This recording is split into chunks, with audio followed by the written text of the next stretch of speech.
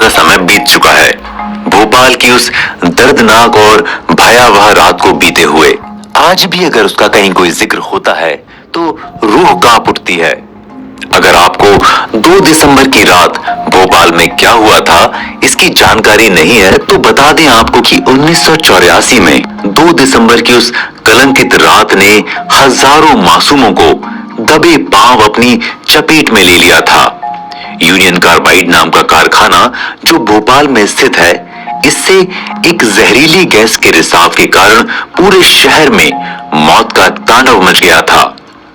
आज भी कई नेता और कई बड़े बड़े लोग भोपाल की उस भयावह 2 दिसंबर की रात के बारे में कई अनेकों टिप्पणियां देते नजर आते हैं। क्या सच है क्या झूठ है ये कोई नहीं बता सकता, सिवाय उस व्यक्ति के जिसने उस दर्दनाक रात को स्वयं अपनी आंखों से देखा हो, और सिर्फ देखना ही काफी नहीं बल्कि जिसने उस त्रासदी को जिया हो, उसे बेहद करीब से देखा हो।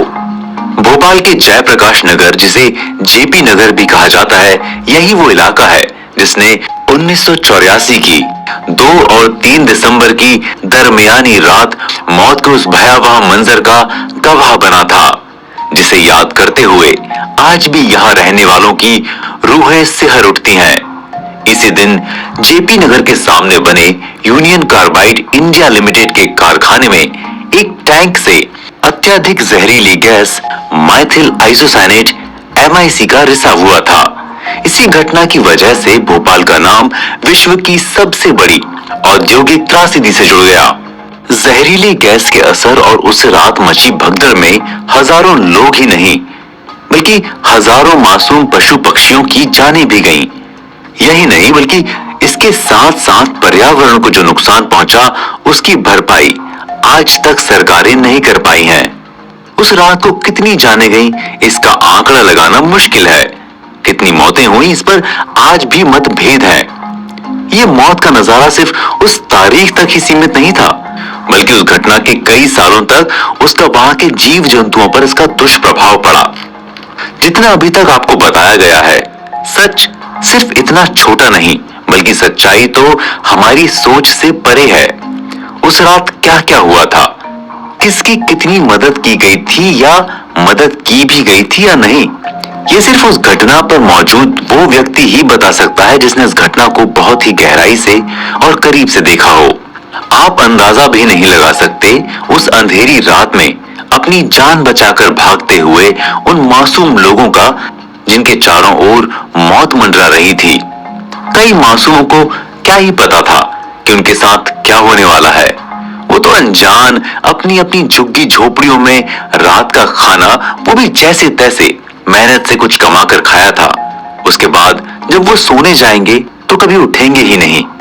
कई छोटे छोटे बच्चे जिनका भी दुनिया देखना बाकी था, दुनिया देखने से पहले ही वो जहरीली गैस उनके शरीर में घुसकर उनको हमेशा के लिए एक गहरी मौत की नींद सुला देगी, क्या पता था उनको।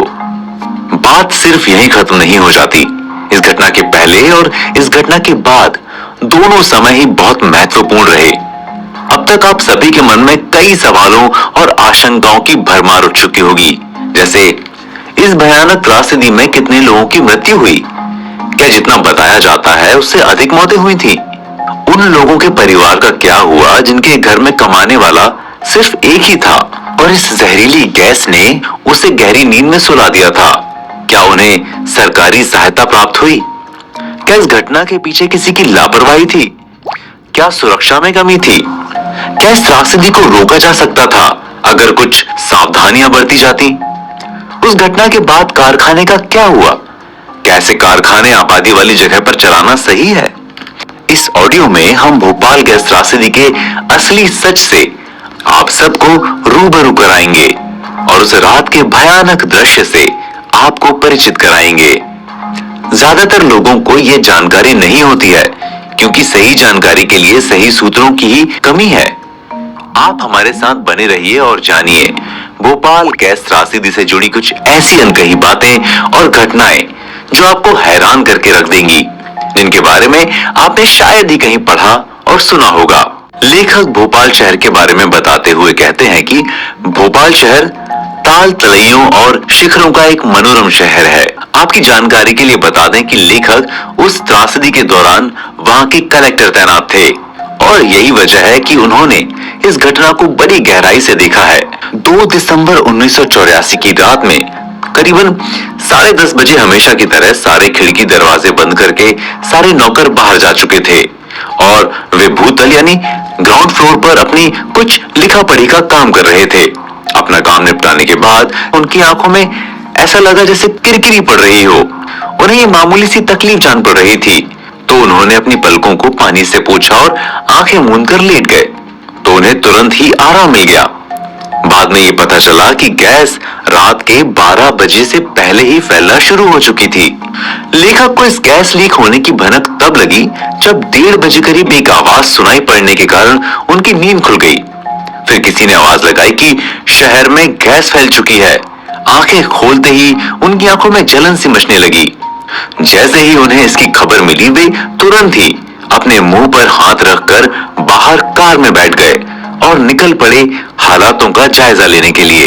कार को स्वयं चलाते हुए जब वे शहर की ओर जा रहे थे, तब उन्होंने देखा कि शहर के असंख्य लोग घबराहट व दहशत में कार, जीप, ट्रक, बस, स्कूटर, मोटरसाइकिल, साइकिल और जिन्हें कुछ नहीं मिला वो पैदल ही हड़बड़ी में भागे जा रहे थे। लेखक चौराहे से दाईं ओर मुड़कर शहर की ओर जाना चाह रहे थे, वो भी भीड़ और भगदड़ की दिशा की विपरीत दिशा में।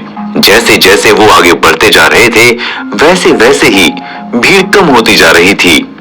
उस रात का क्या दृश्य था, इसका अंदाजा लगाना मुश्किल है, लेकिन लेखक ने जो भी उस रात महसूस किया और अपनी आंखों के सामने घटते हुए देखा, वो आपको उस रात के कई पन्ने समझने में काफी मददगार साबित होगा।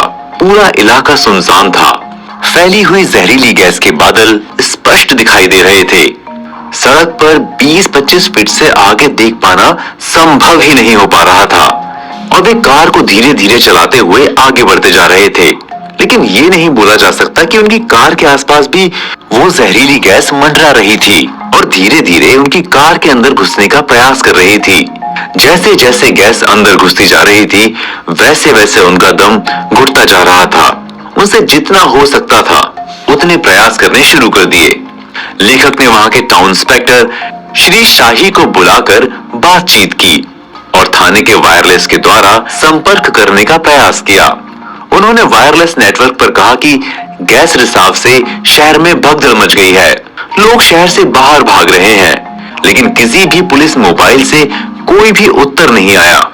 थाने में लगे वायरलेस सेट से थाने के लिए भी उन्होंने बात की और कई बातें दोहराई, लेकिन उन्हें कहीं से भी कोई भी उत्तर नहीं मिला। बड़ी मुश्किल से टेलीफोन पर पुलिस कंट्रोल रूम से उनका संपर्क हुआ, लेकिन वहां पर सहायक पुलिस निरीक्षक चौहान ने टेलीफोन उठाया। साहब, यहाँ है ही कौन जो ये सब करे? थाने के सामने हर तरफ भीड़ ही भीड़ और भगदड़ देखकर उन्होंने बैरागढ़ थाने के टाउन इंस्पेक्टर शाही से कहा कि वे उस बस्ती में गश्त लगवाएं। पास में ही नीले रंग की पुलिस मिनी बस खड़ी थी। शाही ने उस गाड़ी की ओर इशारा करते हुए लेखक को बताया कि उसमें डीजल नहीं है और लेखक चुप हो गए और कुछ नहीं कहा। इससे ये पता चलता है कि हमें किसी भी परिस्थिति के लिए पहले से ही तैयारी रखनी चाहिए। अब लेखक ने फैसला लिया कि वे फिर से पुराने शहर में जाएंगे। लेखक बीच बीच में कार के शीशे खोलकर गैस के प्रभाव का जायजा भी लेते जा रहे थे। ये बात स्पष्ट है कि अब इतना समय बीत चुका था कि गैस हवा में घुल मिलकर पतली होती जा रही थी और लेखक इसी तरह से आगे बढ़ते जा रहे थे। पुलिस कंट्रोल रूम में भी अब लोग आ जा रहे थे। कुछ राजनीतिक लोग भी वहां दिखे। सभी लोग काफी घबराए हुए थे। लेखक ने पुलिस कंट्रोल रूम में उपलब्ध अधिकारियों और कर्मचारियों से चर्चा की। अभी तक ये कोई नहीं पता लगा पाया कि यूनियन कार्बाइड की स्थानीय फैक्ट्री से कौन सी गैस रिसी थी। इन्होंने फैक्ट्री में फोन से संपर्क किया और प्लांट सुपरवाइजर ने बताया कि जो गैस निकली है उसका नाम मिथाइल आइसोसाइनेट है। बाद में ये जानकारी सभी अस्पतालों में दी गई। फैली हुई गैस के प्रभाव से अनभिज्ञ सभी अधिकारी। दोस्तों, यहाँ ये बात गौर करने वाली है कि अभी तक सिर्फ ये पता चला कि यूनियन कार्बाइड फैक्ट्री से मिथाइल आइसोसाइनेट नाम की गैस रिसी है, लेकिन ये नहीं पता चला कि ये गैस अधिक खतरनाक है या नहीं, और इसकी जानकारी लेखक को किसी भी अधिकारी ने कंट्रोल रूम में भी नहीं दी थी। किसी ने ये नहीं बताया कि ये गैस जानलेवा भी हो सकती है।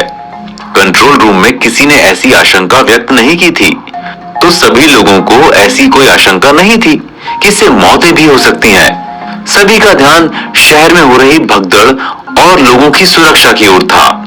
ये सब करने के बाद लेखक ने फैसला लिया कि वो फिर से शहर के राउंड पर जाएंगे। पुराने भोपाल के बाहरी हिस्से में काफी चहल पहल हो रही थी, लेकिन 4 इमली, शिवाजी नगर आदि में ये चहल पहल कम थी, क्योंकि वास्तव में इन क्षेत्रों के लोग शांति से सो रहे थे। सड़कों पर पुराने भोपाल के लोगों की चहल पहल थी, जो अपने अपने घरों से भाग आए थे। इतने में ही ये पता चला कि जयप्रकाश अस्पताल में बहुत अधिक भीड़ हो गई है। ये भीड़ भोपाल के गैस पीड़ितों की थी। इतने में डॉक्टर सक्सेना ने लेखक को आकर जानकारी दी कि गैस अधिक सूंघ लेने के कारण 3 लोगों की मृत्यु हो गई है। ये पहली बार था जब इस दुर्घटना से मृत्यु की कोई सूचना मिली थी। इस सूचना से उन्हें बहुत कष्ट हुआ और थोड़ी ही देर बाद किसी व्यक्ति ने आकर बताया कि 2 बच्चों की भी मृत्यु हो गई है। इस प्रकार मरने वालों की संख्या 5 तक पहुंच गई थी। अब यह स्पष्ट हो चुका था कि यूनियन कार्बाइड से जो गैस निकली थी वो जहरीली थी।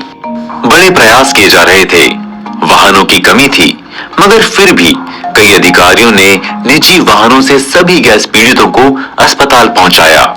कर्मचारियों और वाहनों को जुटा पाना अपने आप में एक बड़ी समस्या बन चुकी थी, क्योंकि एक बड़े पैमाने पर लोग गंभीर रूप से बीमार पड़े हुए थे और अपने अपने घरों से भाग रहे थे। वाहनों का मिलना बहुत कठिन हो रहा था और अस्पताल का स्टाफ भी वहां से भाग रहा था। घटना का असली रूप अब रात के 2 बज चुके थे और सभी अधिकारियों और कर्मचारियों को इकट्ठा करना शुरू कर दिया गया और सभी की ड्यूटी अलग अलग जगहों पर लगाई जा रही थी। घटना से संबंधित जो भी जानकारी मिल रही थी, उससे ये अंदाजा लगाया जा रहा था कि मरने वालों की संख्या अब 50 तक पहुंच चुकी है। ये सोचकर लोग मान रहे थे कि बहुत बड़ा हादसा हो गया है, लेकिन सुबह के 6:30 बजे तक भी घटना का असली रूप सामने नहीं आया था। जैसे जैसे सूर्य का प्रकाश फैला, सभी बचाव दलों के सदस्य मकानों और झुग्गियों में अंदर घुसे। तब भयावह दृश्य सामने आया। गंभीर रूप से प्रभावित क्षेत्र में स्थित कच्चे मकान एवं झुग्गियों में जहां जहां बचाव दल जाते थे, वहां वहां या तो लाशें मिलती थीं या गंभीर रूप से बीमार लोग मिल रहे थे। अन्य लोग तो भाग गए थे। गंभीर रूप से घायल लोगों ने भागते समय ही अपना दम तोड़ दिया था। घायलों को अस्पताल पहुंचाया गया। लाशों को पोस्टमार्टम के लिए नगर निगम के वाहनों और अन्य वाहनों में मेडिकल कॉलेज भेजा गया। हर तरफ सिर्फ दहशत का माहौल था। सहायता की मांग बराबर आ रही थी। कई टेलीफोन कॉल्स और कई संदेशों का अंबार लगता जा रहा था। सभी डॉक्टर, नर्सेज बड़ी संख्या में चिकित्सा तथा सेवा कार्य में लग गए थे। खुले स्थानों में भी डॉक्टर लोग खड़े होकर मेज पर दवाइयां रखकर मरीजों की आंखों में दवा डाल रहे थे और खाने को गोलियां दे रहे थे। ये स्पष्ट है कि तकलीफ और लक्षणों के आधार पर ही उपचार किया जा रहा था, परंतु इसके साथ साथ ही एक बड़ी समस्या उत्पन्न हो रही थी, शवों के अंतिम संस्कार की। कैसे इतने बड़े पैमाने पर अंतिम संस्कार किया जाए, दुविधा उत्पन्न हो चुकी थी। बढ़ती परेशानियां और महामारी का संकट। अब तक हालात काफी खराब हो चुके थे। यहां तक कि रेलवे स्टेशन का दृश्य और भी भयावह था। वहां की चहल पहल बंद थी। सभी और मायूसी और खामोशी का आलम था। रेलवे प्लेटफॉर्म पर रात में लोगों ने उल्टी दस्त किए हुए थे। वहां गंदगी और बदबू का साम्राज्य था। इससे बचकर चलना भी कठिन जान पड़ता था। थाने के बीच में जो खुला मैदान था, वहां पर कपड़े ओढ़कर जो मुसाफिर या भिखारी शाम को सोए हुए थे, वे उसी रूप में हमेशा के लिए सो गए थे। ये दृश्य दिल दहलाने वाला था। ऐसे हालातों में एक और विपदा आ पड़ी। किसी ने अफवाह फैला दी कि गैस दोबारा से लीक हो गई है और इस वजह से फिर से भगदड़ मचना शुरू हो गया। इस भीड़ को रोक पाना बेहद मुश्किल था। बहुत सारे प्रभावित लोगों की मृत्यु भोपाल से काफी दूर इंदौर, इटारसी, झांसी और दिल्ली में भी हुई। परेशानियों की तो जैसे बाढ़ आ चुकी थी और इससे निपटने के कई प्रयास सफल तो कई प्रयास असफल भी हो रहे थे, परंतु हार मानना कोई समझदारी वाला काम न था। लोगों की लाशों का मिलना तो चल ही रहा था, लेकिन इसके साथ कई और मुश्किलें भी जन्म ले रही थीं। अंतिम संस्कार कराने में समस्या और ऐसे समय में प्रधानमंत्री जी का भोपाल में दौरा करना। लाशों को कॉलेज के कैंपस में खुले में रखा जा रहा था, जिससे कि लोग उन लाशों की पहचान कर सकें। तुरंत ही फिर लाशों को पोस्टमार्टम के लिए भेजना और बाद में उन्हें कब्रिस्तान या शमशान घाट ले जाया जा रहा था, जहां उनका अंतिम संस्कार होना था। लेकिन इतनी ज्यादा लाशें होने के कारण उनका अंतिम संस्कार भी अपने आप में एक बड़ी समस्या थी। शमशान घाट में लकड़ियां कम पड़ रही थीं। फिर वन विभाग से लकड़ियां मंगवाई गईं। काफी लकड़ियां गीली थीं। अब ये और बड़ी दिक्कत थी। फिर वन विभाग से सूखी लकड़ियां उपलब्ध कराने को कहा गया। तब जाकर बाहर से सूखी लकड़ियां ट्रक में भरकर मंगवाई गईं। 4 दिसंबर को वल्लभ भवन में एक बैठक हुई, जिसमें यह फैसला लिया गया कि मृतकों के परिजनों को 10,000 अनुग्रह राशि और अधिक रूप से घायल लोगों को 2,000 और मामूली घायल व्यक्तियों को 1,000 की राशि दी जाए। हालांकि लेखक का इस पर विचार एकदम अलग था। उनका मानना था कि गंभीर रूप से प्रभावित लोगों को सही उपचार और पौष्टिक आहार दिया जाए। इसी बीच ये सूचना मिली कि प्रधानमंत्री श्री राजीव गांधी जी भोपाल के हवाई अड्डे पर उतरेंगे और भोपाल का दौरा करेंगे। हालांकि इस खबर को गुप्त रखने की कोशिश की गई थी, लेकिन लोगों को कहीं से भनक लग गई थी और भोपाल के सभी महत्वपूर्ण चौराहों पर भीड़ उमड़ पड़ी। सबसे पहले प्रधानमंत्री जी ने हमीदिया अस्पताल में मरीजों और उनके इलाज की व्यवस्था को देखा।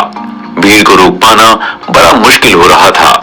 ऐसे ही कई अस्पतालों की स्थिति का जायजा लेते हुए प्रधानमंत्री जी हवाई अड्डे वापस लौट गए। हालात बेहद गंभीर थे। अस्पताल के कैंपस में खुले में सफेद कपड़ों में लिपटी लाशें पड़ी हुई थीं और लोग उन्हें पहचानने में लगे हुए थे। चारों ओर हृदय विदारक दृश्य था। लोगों के चेहरे पर मायूसी थी, किंतु आश्चर्य ये भी था कि कोई भी व्यक्ति रोता हुआ नजर नहीं आ रहा था। शायद सभी लोग अभी भी दहशत में थे। क्या इस दुर्घटना में सिर्फ इंसानों की जानें गई थी? जी नहीं, जानवरों और वनस्पतियों का भी भारी नुकसान हुआ था। जानवरों का संहार। इस जहरीली MIC गैस ने पशु पक्षियों का भी एक बेहद बड़े पैमाने पर संहार किया था। प्रभावित इलाकों में मरे हुए पशुओं के शव जहां तहां सभी जगह बिखरे पड़े हुए थे। 3 दिसंबर की शाम को ही अनेक सेक्टरों में तैनात अधिकारियों को इस कार्य के लिए नियुक्त किया गया था और मरे हुए पशुओं को हटाने की कार्यवाही जल्दी से जल्दी होनी चाहिए थी। 4 दिसंबर तक गंभीर रूप से बीमार लोगों को अस्पताल पहुंचाया जा चुका था और लाशें भी पूरे इलाके से इकट्ठी कर हमीदिया मेडिकल कॉलेज पहुंचाई जा चुकी थीं। और अब मरे हुए मवेशियों को हटाने के लिए डिप्टी कलेक्टर प्रदीप खरे को लेखक ने सबसे पहले यूनियन कार्बाइड फैक्ट्री के सामने वाले क्षेत्र JP नगर में भेजा। लेखक ने, जो कि उस वक्त वहां के कलेक्टर के पद पर नियुक्त थे, फिर से दौरा कर स्थिति का जायजा लिया और तब वो इस निष्कर्ष पर पहुंचे कि मरे हुए पशुओं को हटाने का कार्य प्राथमिकता से किया जाना चाहिए, क्योंकि सभी जगह उनके बिखरे होने से भयावह दृश्य तो था ही, क्षेत्र में बदबू भी काफी बढ़ गई थी और मरे हुए पशुओं में भैंसों की संख्या बहुत ज्यादा थी। जहां तहां बड़ी बड़ी भैंसें मरी पड़ी थीं। उनका शरीर फूल गया था। इन लाशों को हटाना अपने आप में ही एक बहुत बड़ा कार्य था और कठिन भी था। जैसी आवश्यकता थी उसके अनुरूप लोग मिल नहीं पा रहे थे। आवश्यकता इस बात की थी कि अलग अलग स्थानीय एजेंसियों के अलावा भोपाल से बाहर से भी उपलब्ध साधनों को तत्परता के साथ लगाकर सफाई का काम पूरा किया जाए, वरना महामारी फैलने की आशंका को नकारा नहीं जा सकता था। और फिर जिस बड़े पैमाने पर यह हादसा हुआ था, उससे निपटने के लिए आवश्यक साधन बिना देरी किए उपलब्ध कराने के लिए वरिष्ठ अधिकारियों के जुड़ने की भी जरूरत थी। जब लेखक ने कई बड़े अधिकारियों के पास जाकर मदद मांगी और उन्हें समस्याओं से अवगत कराया और सहायता मांगी, तब उन्हें ये जानकर बड़ा आश्चर्य हुआ कि समस्याओं को पूरा समझे बिना ही कुछ अधिकारियों ने अपने लहजे में कह दिया था कि मजदूर लगा लो और काम करा लो। इससे लेखक को बड़ा कष्ट हुआ। स्थिति ऐसी थी कि सबका एकजुट होना जरूरी था और अभी समस्याओं की समाप्ति नहीं हुई थी। परेशानियां बढ़ती ही जा रही थीं। शहर में गंदगी फैल चुकी थी, जिसे साफ करना एक बेहद बड़ा कार्य था।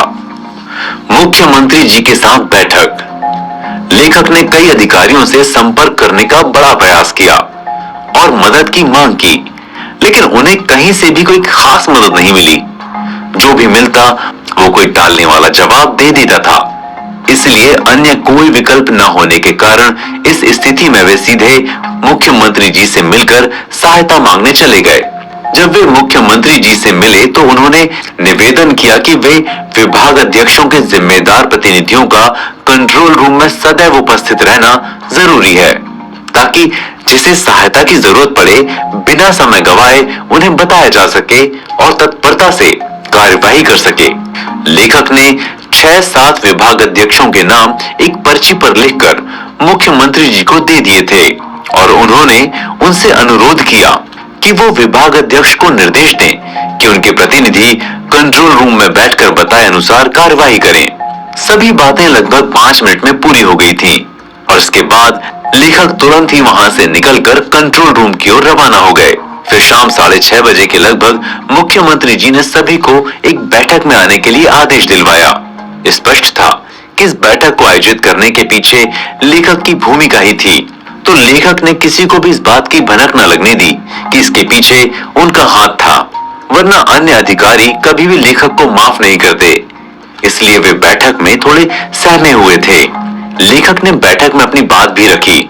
मुख्यमंत्री जी ने कई अन्य विषयों पर और भी विस्तार से विचार विमर्श किया और आवश्यक निर्देश देने के साथ साथ शासन के सचिवों और वरिष्ठ अधिकारियों को जिम्मेदारी सौंपी।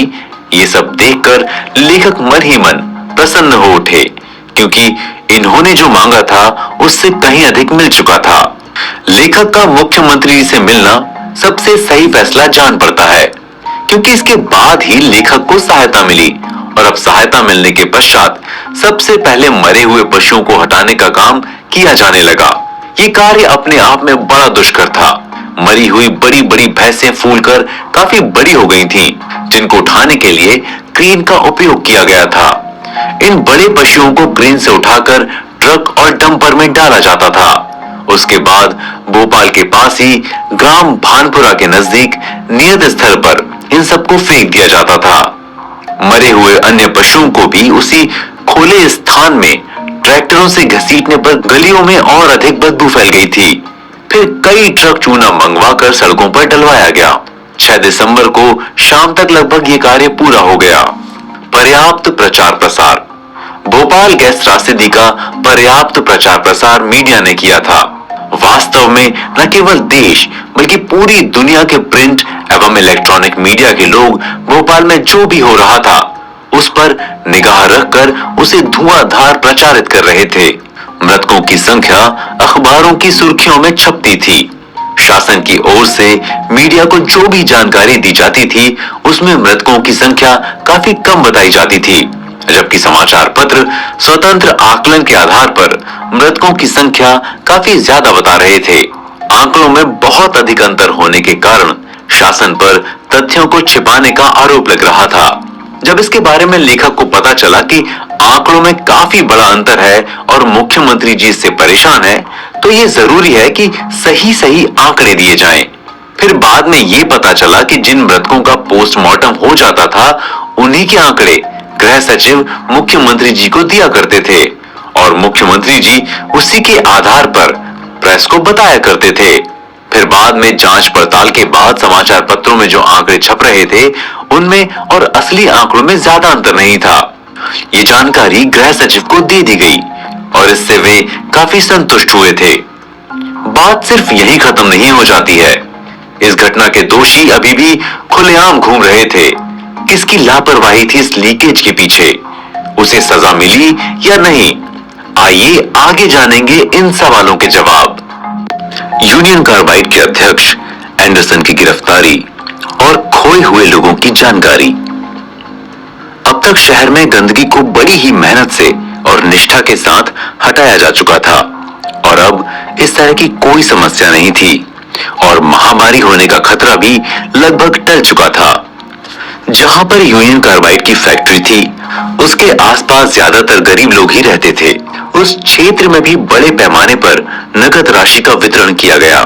कुछ जगहों से शिकायतें मिल रही थी कि कम राशि देकर ज्यादा राशि की पावती पर दस्तखत लिए जा रहे थे। अधिकांश शिकायतें निराधार थीं। यूनियन कार्बाइड के अधिकारियों की गिरफ्तारी। 7 दिसंबर को प्रातः लेखक के पास मुख्यमंत्री जी का बुलावा आ गया और वे उनसे मिलने जा पहुंचे। यूनियन कार्बाइड कॉर्पोरेशन के अध्यक्ष Warren Anderson, union carbide India limited के अध्यक्ष केशव महिंद्रा एवं प्रबंध संचालक विजय गोखले को गिरफ्तार करने के शासन के निर्णय की सूचना लेखक समेत कई अधिकारियों को दी गई और बताया गया कि ये तीनों व्यक्ति सर्विस फ्लाइट से भोपाल पहुंच रहे हैं। ये भी पता लगा कि हवाई अड्डे के अधिकारियों को ऐसे निर्देश दिए गए हैं कि जब तक जिला मजिस्ट्रेट हवाई अड्डे पर न पहुंच जाएं, तब तक हवाई जहाज हवाई अड्डे पर नहीं उतरेगा। लेखक ने पहले ही और अन्य अधिकारियों के साथ ये योजना बना ली थी कि गिरफ्तारी कैसे की जानी है और वहां पर सुरक्षा व्यवस्था किस प्रकार की जानी थी इत्यादि। हवाई अड्डे पर पहुंचकर कंट्रोल टावर के पास एक तरफ इन्होंने कार छोड़ दी और पुलिस अधीक्षक भी जो खाकी वर्दी में थे वहां रुके रहे। हवाई जहाज उतर चुका था और उसके दरवाजे बंद थे। वहां पर मीडिया की भीड़ सुरक्षा नियमों का गंभीर उल्लंघन कर रही थी। कई पुलिसकर्मी भी वहां तैनात थे। जिस समय ये सब कार्य हो रहा था उस समय पहले से ही बनाई गई योजना के अनुसार लेखक का इशारा पाते ही पुलिस अधीक्षक लेखक की कार को हवाई जहाज के पास ले गए और उन्होंने तीनों व्यक्तियों को बिना किसी आशंका के सर्वप्रथम कार में खुशी खुशी जाकर बिठाया।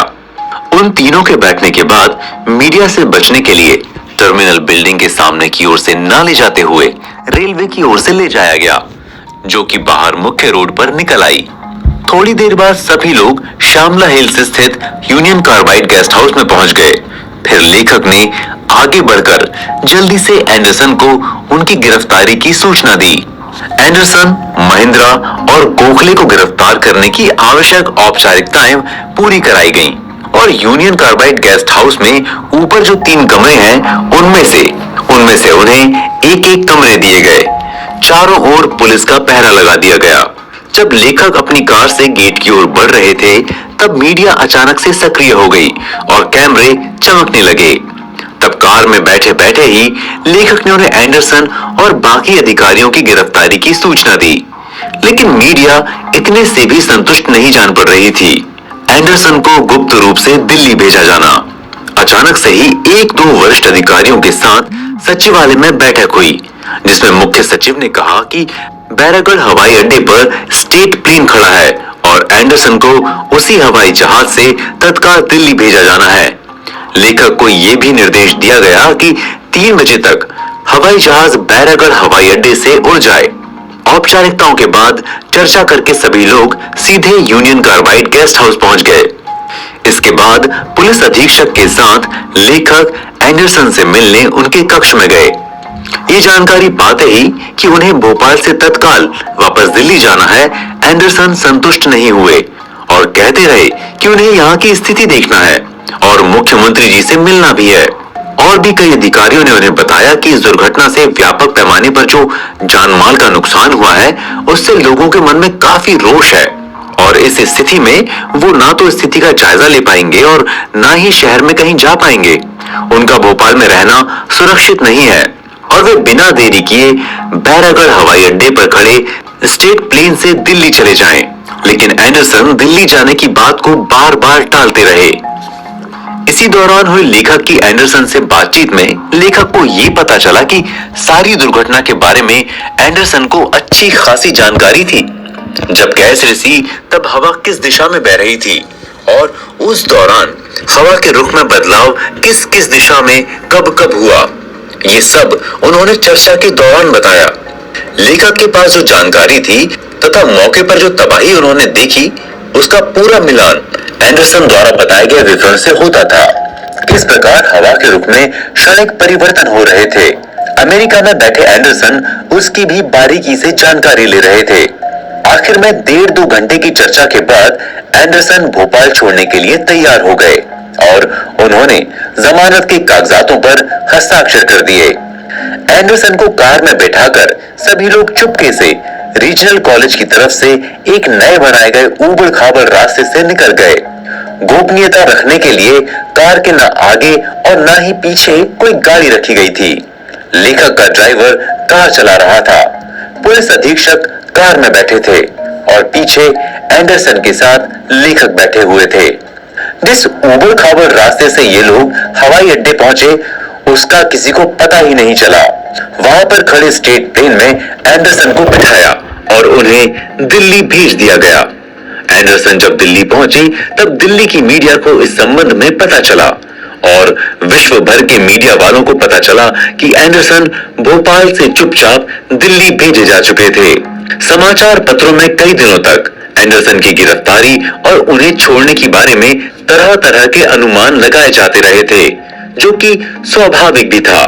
खोए हुए लोगों के बारे में आम जनता को जानकारी, जहरीली गैस निकलने की त्रासदी के घटते ही रात में हड़बड़ी और घबराहट में हजारों परिवार भोपाल से दूर भाग चुके थे, जिसका परिणाम ये हुआ कि अधिकतर परिवार के लोग एक दूसरे से बिछड़ गए थे और लगभग 2000 लोगों की मृत्यु हो गई थी और काफी बड़ी संख्या में लोग गंभीर रूप से बीमार हुए थे। अनेक बीमार लोग भोपाल के अनेक अस्पतालों के अलावा भोपाल के पास के जिलों के अस्पतालों में भी भर्ती हुए थे। कई लोगों की मृत्यु भोपाल से बाहर हुई थी। इस प्रकार हजारों परिवारों के लोग एक दूसरे से अलग थलग हो गए थे। वे ये भी नहीं जानते थे कि उनके प्रियजनों का क्या हुआ, वो जीवित भी हैं या नहीं, और यदि जीवित हैं तो कहां हैं, किन हालात में हैं। जिन लाशों को हमीदिया अस्पताल के बाहर पहचानने के लिए रखा जाता था, उन्हें पहचानने के लिए लोगों का तांता लगा रहता था। लोग अपने प्रियजनों की खोज में दर दर भटकते रहते थे। जहां एक ओर ये सब परेशान थे, वहीं दूसरी ओर इससे मरीजों के उपचार में भी परेशानियां उत्पन्न हो रही थीं, क्योंकि लोग वार्डों में जाकर भी अपने प्रियजनों को तलाशते थे।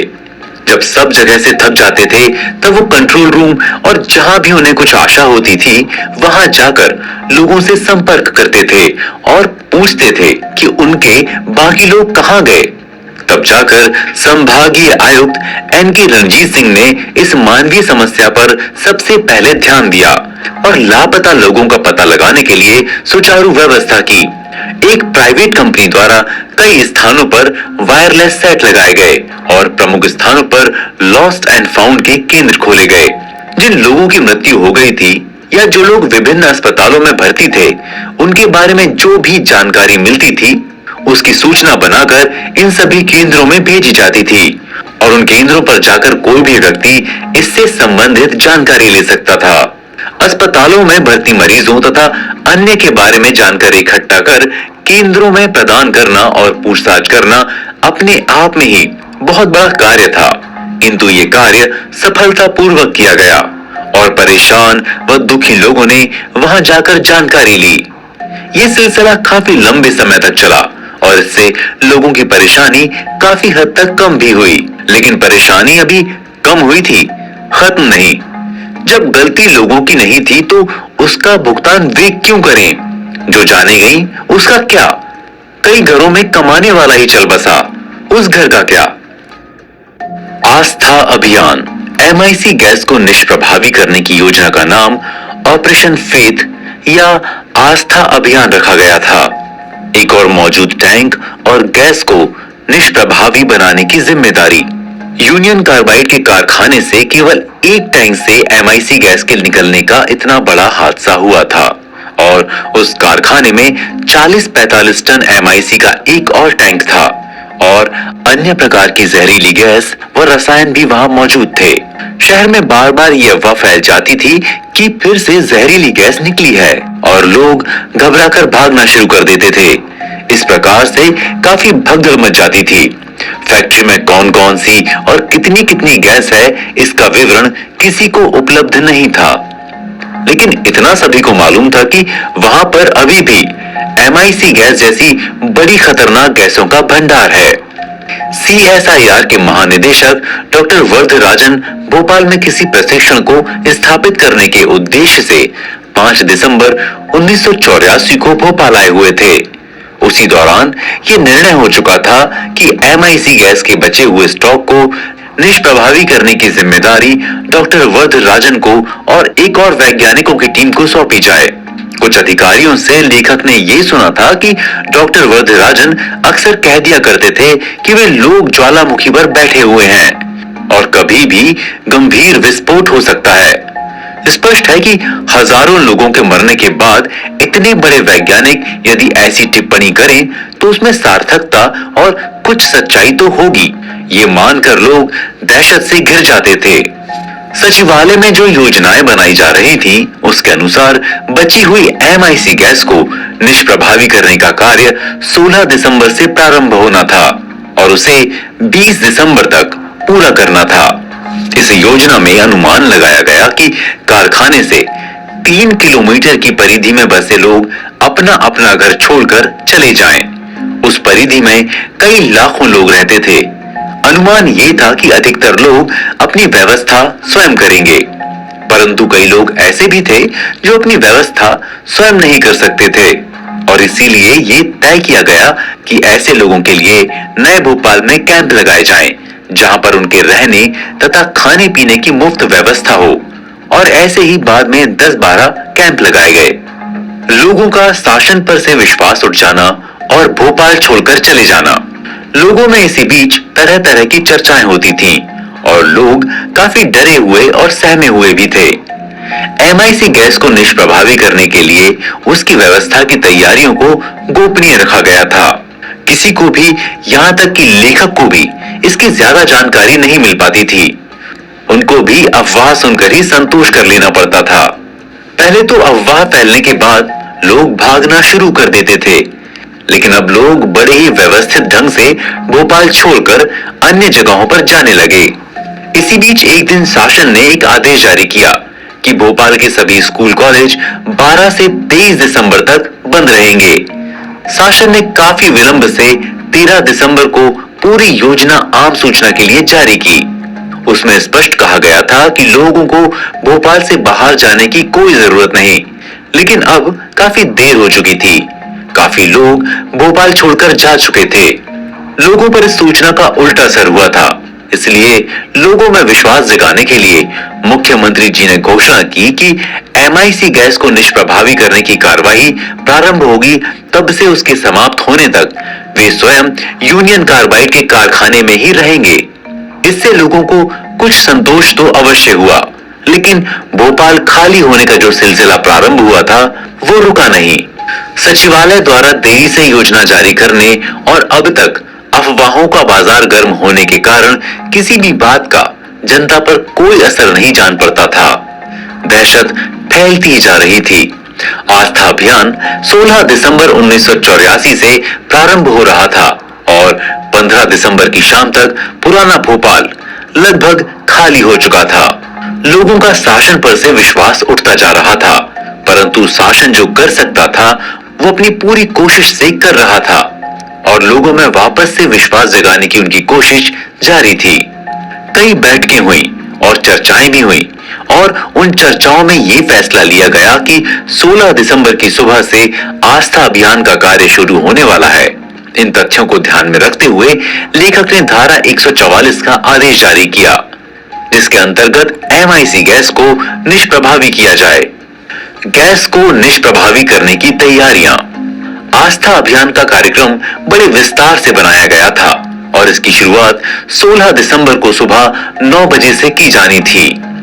9 बजने से काफी पहले ही फैक्ट्री के पास वाले इलाकों में सभी जगह पर सड़कों पर पानी डाल दिया गया था। फैक्ट्री की चारदीवारी पर चारों ओर से टाट लपेटे गए थे और फायर ब्रिगेड द्वारा लगातार इन फाटों को गीला किया जा रहा था तथा फैक्ट्री के ऊपर एयरफोर्स के हेलीकॉप्टर पानी बरसा रहे थे। इसका उद्देश्य ये था कि MIC गैस को निष्प्रभावी करने में यदि कोई चूक भी हो जाए और गैस निकलती जाए तो पानी के संपर्क में आकर वो निष्प्रभावी हो जाए और उससे जान माल की कोई हानि न हो। 16 दिसंबर को सुबह से ही विश्व की मीडिया अपने अपने कैमरे सहित फैक्ट्री के बाहर दरवाजे पर थी। मुख्यमंत्री जी वहां पहुंचे और आस्था अभियान का कार्य प्रारंभ हुआ। डॉक्टर वर्धराजन MIC गैस को निष्प्रभावी करने के कार्य के प्रभारी थे।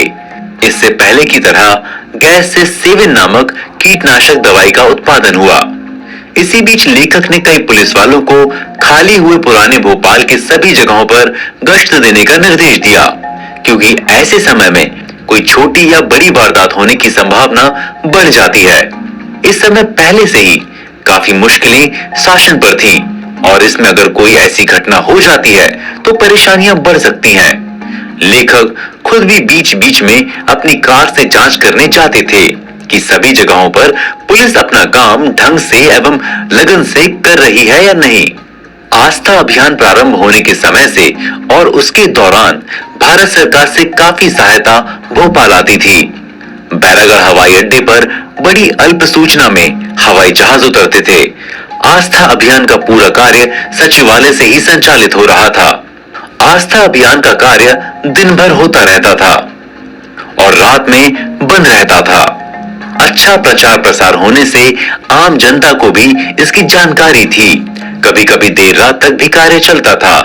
जैसा कि सोचा था उसके ही अनुसार ये कार्य 20 दिसंबर तक नहीं बल्कि 22 दिसंबर की शाम को पूरा हुआ।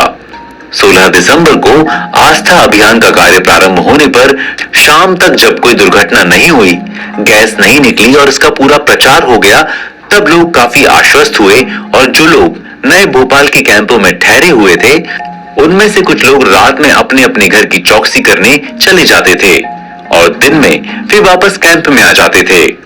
2-3 दिन इस अभियान का काम सफलतापूर्वक चलता रहा।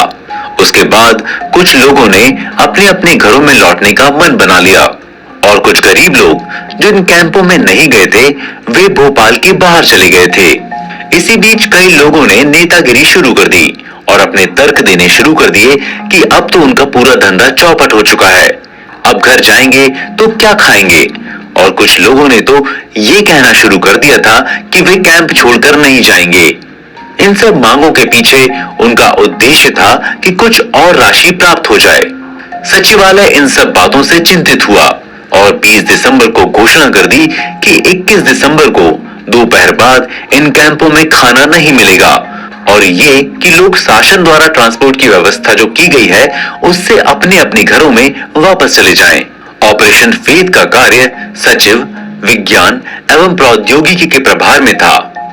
वहीं शासन की ओर से सीधे इसकी देखरेख कर रहे थे डॉक्टर वर्धराजन और उनके सहायक वैज्ञानिक।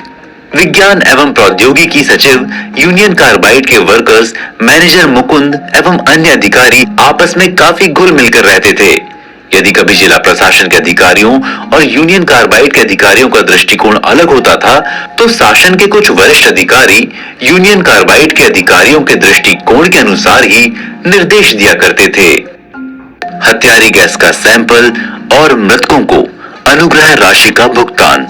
2 व 3 दिसंबर की रात को धारा 144 का आदेश देने के बाद लेखक ने पूरी घटना पर मजिस्ट्रियल जांच के आदेश दे दिए थे।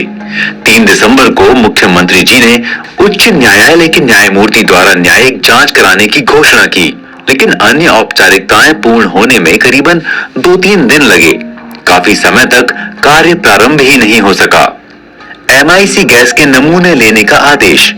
16 दिसंबर 1984 को पुलिस अधीक्षक ने मुख्य सचिव, गृह सचिव एवं लेखक को एक वायरलेस संदेश भेजा और सूचना दी कि उच्च न्यायालय के एक निर्देश के मुताबिक 5-5 किलोग्राम के MIC गैस के 3 नमूने लिए जाएं और उन्हें सुरक्षित रखा जाए ताकि राज्य प्रशासन द्वारा नियुक्त किए जाने वाले न्यायिक जांच आयोग के सामने साक्ष्य के रूप में उसे प्रस्तुत किया जा सके और जानलेवा गैस का साक्ष्य पूरी तरह नष्ट न होने पाए।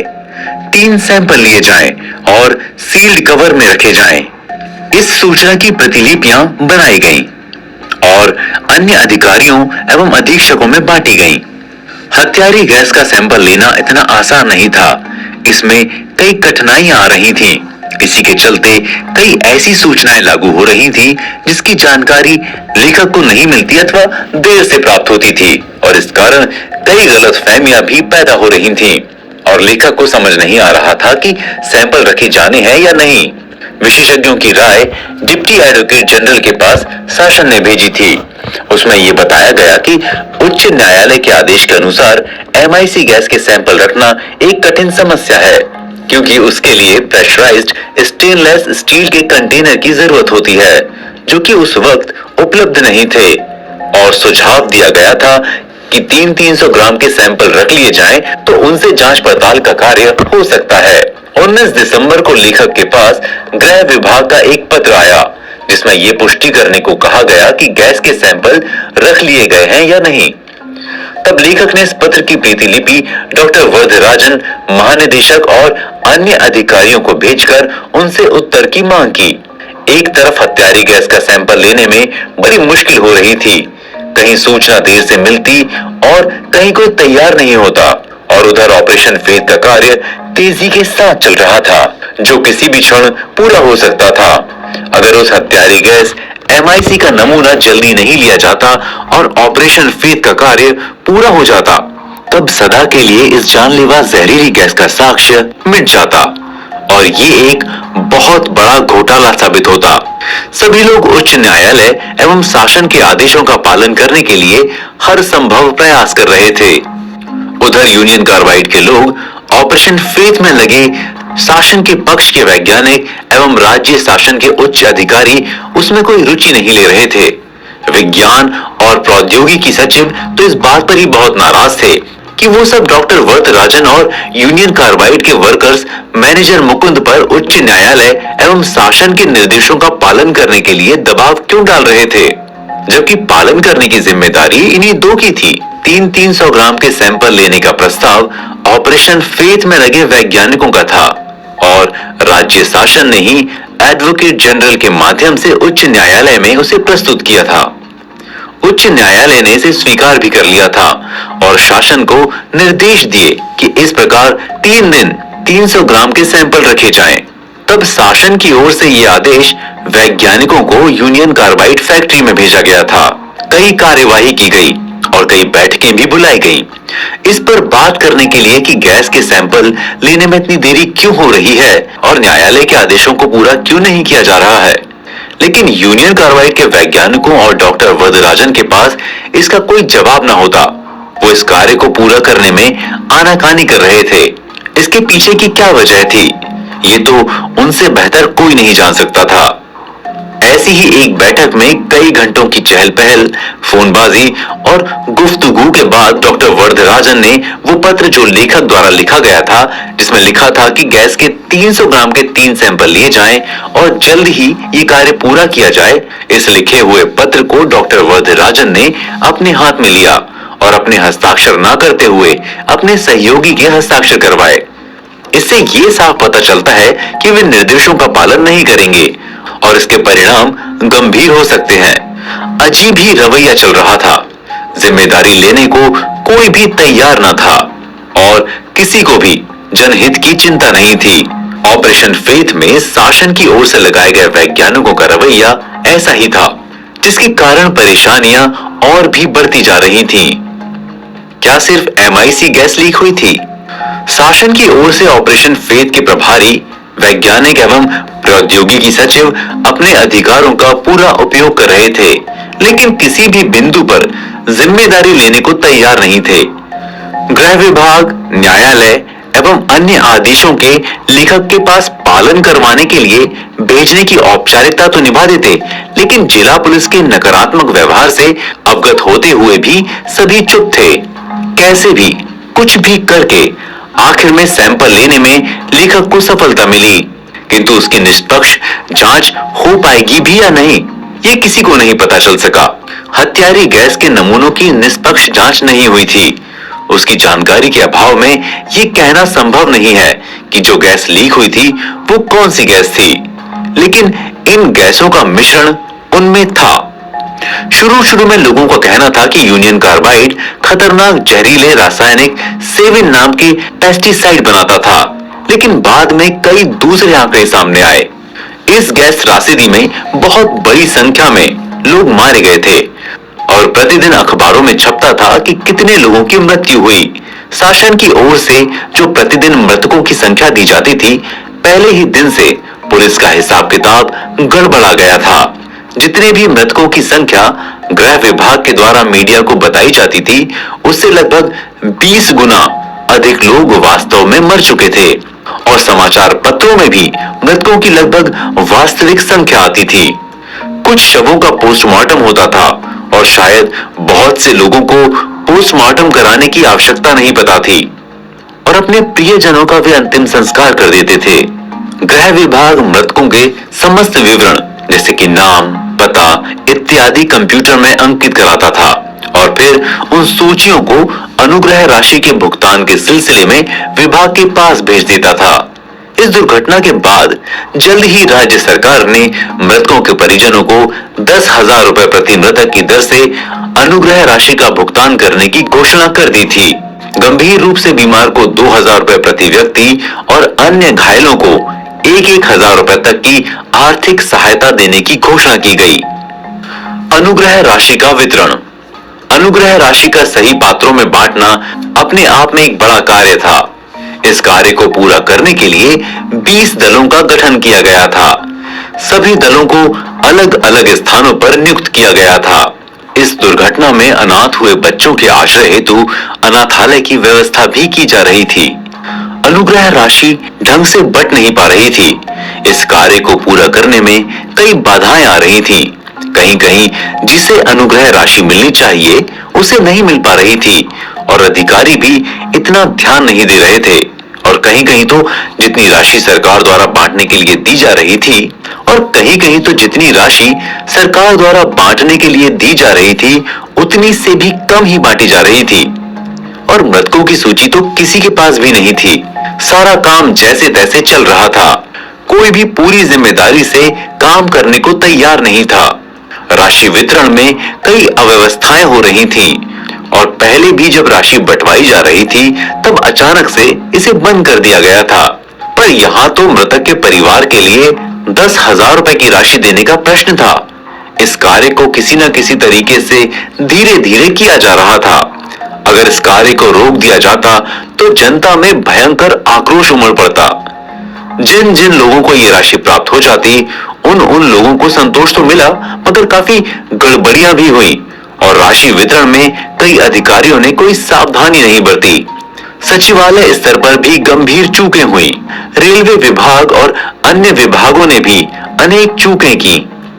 जब लेखक इस राशि वितरण के कार्य को देखने के लिए जांच पड़ताल करने के लिए राउंड लगाते और देखते कि मृतकों के परिवार, जनता नगर निगम कार्यालय में मौजूद थे, लेकिन आर्थिक सहायता देने वाले लोग ही वहां मौजूद नहीं थे।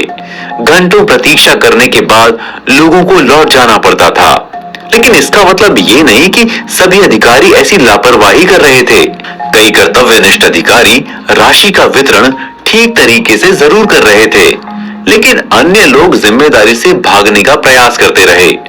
13 मई 1985 को वित्त विभाग के विशेष सचिव ने लेखक के पास एक पत्र भेजा जिसमें अनुग्रह राशि के वितरण में हुई अव्यवस्थाएं और घपलों के दस्तावेज थे, जिनमें से कुछ बातें इस प्रकार हैं। गृह विभाग से वित्त विभाग को गैस त्रासदी में मृतकों की जो सूची दी गई थी उसमें मृतक व्यक्तियों की संख्या 1320 थी, लेकिन बाद में समय समय पर बदलती गई और 1436 व्यक्तियों की सूची मिली और इन सूचियों में अन्य गड़बड़ियां भी थीं। मृतकों के वारिसों को भुगतान करने के लिए मध्य रेलवे को 20 लाख रुपए दिए गए थे। उन्होंने 120 लोगों को 10,000 रुपए का भुगतान करने की बात बताई थी, लेकिन सूची में केवल 67 व्यक्तियों को ही प्राप्त हुई थी। वित्त विभाग की ओर से बांटी गई 10,000 की राशि कुछ लोगों ने 2-2 बार ले ली थी। उनसे ये राशि वापस वसूलनी थी, लेकिन किसी ने ये नहीं बताया कि ये लोग कौन हैं। जाहिर सी बात है कि कई अधिकारियों द्वारा घपले किए जा रहे थे और ऐसे नाजुक हालातों का फायदा उठाया जा रहा था। ऐसी ही कई लापरवाहियां कुछ अधिकारी करते रहे। असलियत में क्या क्या चल रहा था किसी को कुछ नहीं पता था। बस जो चल रहा था सो चल रहा था। कोई भी जिम्मेदारी लेने के लिए तैयार तो था ही नहीं। खतरनाक गैस और रसायनों का भंडारण एवं उनका निराकरण। यूनियन कार्बाइड की फैक्ट्री में जहरीले और खतरनाक गैस एवं रसायनों के संबंध में मुख्यमंत्री जी द्वारा रिपोर्ट मांगे जाने पर मुख्य सचिव ने कई रोज तक कुछ नहीं कहा और इसे टालते रहे। अभी भी मौजूद थे जहरीले पदार्थ। लेखक ने डिस्ट्रिक्ट मजिस्ट्रेट की हैसियत से यूनियन कार्बाइड फैक्ट्री के वर्कर्स मैनेजर को एक नोटिस लिखा था, जिसमें लिखा था कि मुझे ये जानकारी दी गई है कि आपके कारखाने में MIC गैस के अलावा भी ऐसी गैस एवं द्रव पदार्थ हैं जो मानव जीवन को जोखिम में डाल सकते हैं। ऐसी समस्त जहरीली या खतरनाक गैसें, द्रव और पदार्थों के स्टॉक का पूरा विवरण 17 दिसंबर 1984 को 3 बजे तक मेरे न्यायालय में आपके द्वारा स्वयं प्रस्तुत किया जाए। वर्कर्स मैनेजर जे मुकुंद के हस्ताक्षर 17 दिसंबर 1984 को हो गए और लेखक द्वारा दी गई समय सीमा में ही पूरी जानकारी प्राप्त हो गई। फैक्ट्री में जितने भी 11 प्रकार के गैसें, द्रव और पदार्थ थे, उनका पूरा विवरण वजन सहित वर्कर्स मैनेजर ने दे दिया और शेष के बारे में लिखा कि ड्रम, सिलेंडर और अन्य पात्र में जो थोड़ी थोड़ी सामग्री है उसका आकलन लगा पाना कठिन है। सफाई के द्वारा ही उन्हें निष्प्रभावी किया जा सकता है। इन 11 मदों का कुल वजन 485 मैट्रिक टन था। लेखक ने आगे की कुछ औपचारिकताएं पूरी की। अभी परेशानियां समाप्त नहीं हुई थी। इन खतरनाक पदार्थों का भी निराकरण करना था। ये सारी कार्यवाहियां चल ही रही थी कि इतने में भोपाल नगर में ये अफवाह फैल गई कि 3 फरवरी 1985 को यूनियन कार्बाइड कारखाने में कुछ होने वाला है, जिससे कि पूरा भोपाल खाली कराए जाने की योजना गुप्त रूप से बनाई जा रही है। चर्चा ये थी कि लखनऊ में डॉक्टर वरदराजन ने कोई वक्तव्य जारी किया है, जिसमें उन्होंने कहा है कि लोकसभा चुनाव के बाद यूनियन कार्बाइड कारखाने से शेष जहरीली गैस निकालने का कार्य पूरा किया जाएगा। दिल्ली के हवाले से नई दुनिया में 20 जनवरी 1985 को गैस टैंक को शीघ्र ही खोला जाएगा। शीर्षक के अंदर ही वैज्ञानिक परिषद के प्रमुख डॉक्टर एस वरदराजन ने कहा कि भोपाल में यूनियन कार्बाइड संयंत्र का वो टैंक जांच के लिए शीघ्र ही खोला जाएगा, जिससे जहरीली गैस का रिसाव हुआ था। 20 जनवरी को ही समाचार पत्रों में ये वक्तव्य छपा था। लोगों में भय इस सीमा तक भरा हुआ था कि छोटी छोटी बातें भी गंभीर रूप धारण कर लेती थीं। 14 मार्च को एक बैठक आयोजित की गई थी, जिसमें विज्ञान एवं प्रौद्योगिकी सचिव ने मुख्यमंत्री जी को ब्रीफिंग दी, जिसमें कई कमियां थीं। लेखक उसकी पुष्टि अप्रत्यक्ष रूप से भी नहीं कर सकते थे, इसलिए लेखक ने दोनों विभागों के आपसी परामर्श पर बल देकर मार्गदर्शन मांगा और अपनी ओर से कार्यवाही करने का आश्वासन दिया। विषय के महत्व को देखते हुए ये कार्य शीघ्र ही करना जरूरी था और बिना समय गवाए लेखक ने समस्त कार्यवाही करने की बात एक पत्र में लिख दी। ये तो स्वाभाविक सी बात थी कि जहरीले पदार्थ का निराकरण करना बेहद जरूरी था और ये कार्य जितना जल्द से जल्द हो उतना ही सभी के लिए अच्छा है। लेकिन यहां भी जैसी स्थिति थी, जो भी जिम्मेदारी सौंपी गई थी उस जिम्मेदारी का ढंग से कोई भी पालन नहीं करना चाहता था। कार्रवाई की अपेक्षा पत्र व्यवहार भी हुए थे, होता जा रहा था। वरिष्ठ अधिकारियों का रवैया ठीक नहीं था। इसके निराकरण से यह स्पष्ट था कि वे भी कुछ नहीं करना चाहते थे, 1988 के किसी का उत्तरदायित्व लेना चाहते थे। नेतृत्व में कुछ अधिकारी तो केवल अपने बचाव के कागजात तैयार कर रहे थे से लिया गया। उन्हें आम जनता के बचाव गया और चिंता ही नहीं थी भी कराया गया। लोगों को गुमराह करने में कोई चूक नहीं कर रहे थे। मैट्रिक टन लेखक को संचालक औद्योगिकी सुरक्षा के द्वारा एक पत्र जारी हुआ था। बाद भी इसमें ये उजागर हुआ कि प्रमुख सचिव के अधीन केमिकल कारखानों के निरीक्षण के लिए 2 लाख रुपयों के निराकरण करना पर इंजीनियर भी रखे गए थे। प्रमुख सचिव से बाद में उपयोग ही नहीं कर रहे थे। नहीं घटी खतरनाक रसायनों गैस निकलने के बारे में यूनियन कार्बाइड पर माहौल को तुरंत ही शांत हो जाया करता था। सही भी था या नहीं दुर्घटना ये कहना भी संभव नहीं था। अंतर नहीं पड़ता। जो निरीक्षण चल रहे थे निरीक्षणों के दौरान ये पता चला कारखाने सच है गैस निकलने के कारण गैस तो श्रमिक की मृत्यु हो गई थी। शासन पक्ष द्वारा उसे छुपाने का प्रयास भी होता रहा। विभाग बरसों तक दबाए रहा कि थोड़ी भी अफवाह फैलने पर 1950 फैल जाती थी और होने के बाद ही भागना शुरू कर देते थे।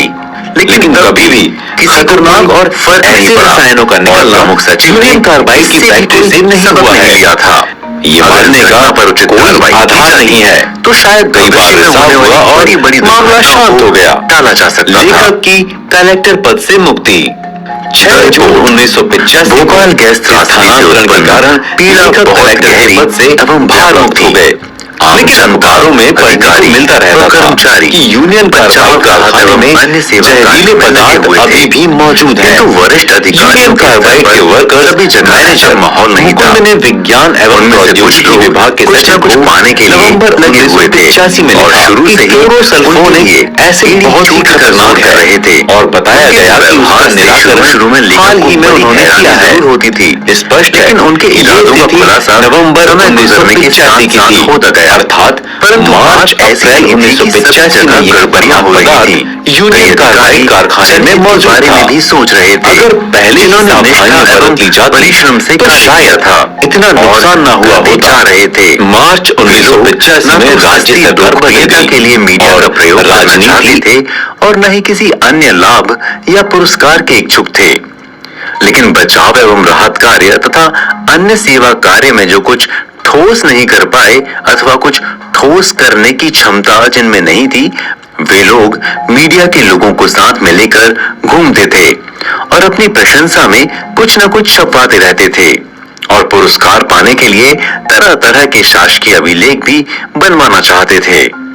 शासन के कुछ विभाग अध्यक्ष अन्य अधिकारियों एवं संबंधित जिलाधिकारियों से प्राप्त प्रतिवेदन के आधार पर शासन को एक विस्तृत रिपोर्ट भेजने के लिए लेखक ने एक प्रारूप बना लिया था और उसमें पुलिस अधीक्षक ने जो भूमिका अदा की थी उसके लिए कंडिका 13 के लिए पर्याप्त स्थान छोड़ दिया था ताकि जानकारी मिलते ही उसका समावेश अपनी रिपोर्ट के प्रारूप में कर लें। लेकिन लेखक को उनसे कुछ भी न मिला जिसके फलस्वरूप कई दिनों तक रिपोर्ट पूरी होने में देरी होती गई। लेखक को समझ नहीं आ रहा था कि वे इस रिपोर्ट को दें या नहीं। उन पर दबाव भी डाला जा रहा था। लेकिन आखिर में एहतियात के तौर पर लेखक ने रिक्त स्थान पर ऊपर से नीचे तक एक लाइन खींच दी। जैसी रिपोर्ट मुख्य सचिव को मिली मानो उन पर आसमान टूट पड़ा। उन्होंने तत्काल लेखक को बुलाया और डांट लगाई, किंतु उन्होंने लेखक को ये नहीं बताया कि लेखक की रिपोर्ट में क्या कमी थी। अगर वे ऐसा कुछ बताते तो एक नई रिपोर्ट तैयार की जा सकती थी। क्या पता उन्हें लेखक की रिपोर्ट में क्या कमी नजर आई हो।